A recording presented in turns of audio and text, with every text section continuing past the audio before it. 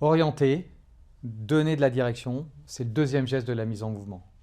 C'est permettre de pousser les réflexions, de défricher, d'oser aller en avant, d'oser réfléchir, d'oser innover, quand ce n'est pas évident.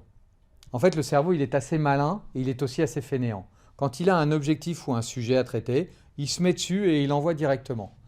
Et l'intérêt qu'on a à utiliser les collectifs, c'est justement de le faire partir et d'aller chercher d'autres informations et de mêler ces informations. Pour ça, il faut créer des questions qui sont puissantes, c'est-à-dire que c'est des questions qui vont tailler dans le vif, orienter et donner la tension suffisante pour que le cerveau ait envie d'attaquer cette question et d'y aller. Ces questions, elles doivent être préparées à l'avance.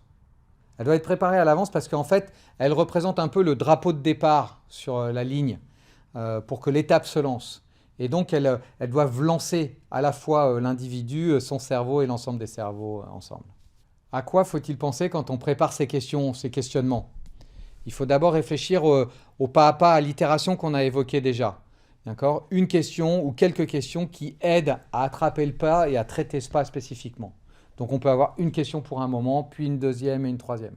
Donc il faut penser aussi à ce mouvement et cette évolution et cette capacité à faire monter en valeur les questions petit à petit. Puis ensuite, il faut les prendre une à une, ces questions, et les traiter les plus pleinement en leur donnant la tension possible.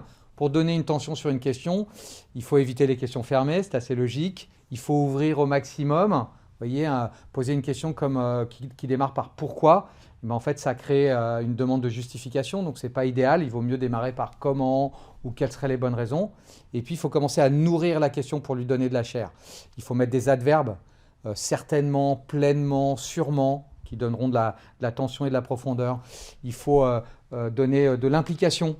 Donc on ne va pas utiliser on va dire nous ce qu'au dire, nous personnes en responsabilité, pour donner aussi l'envie d'engagement. Une dernière astuce, c'est que ces questions ne fassent pas qu'appel au mental et à la tête, d'accord, mais puissent faire appel un peu aussi au cœur et au corps de chacun des individus. Et donc aller chercher des éléments qui construiraient ça. Par exemple, plutôt que de dire quelle serait la feuille de route qui nous importerait pour ces 12 prochains mois, poser la question, quelle serait la feuille de route qui va nous rendre fiers? Quelle serait la feuille de route que nous aurons envie de réussir et d'atteindre? Quelle est la feuille de route que nous aurions réellement envie de réussir et qui va nous permettre d'être en mouvement dès demain?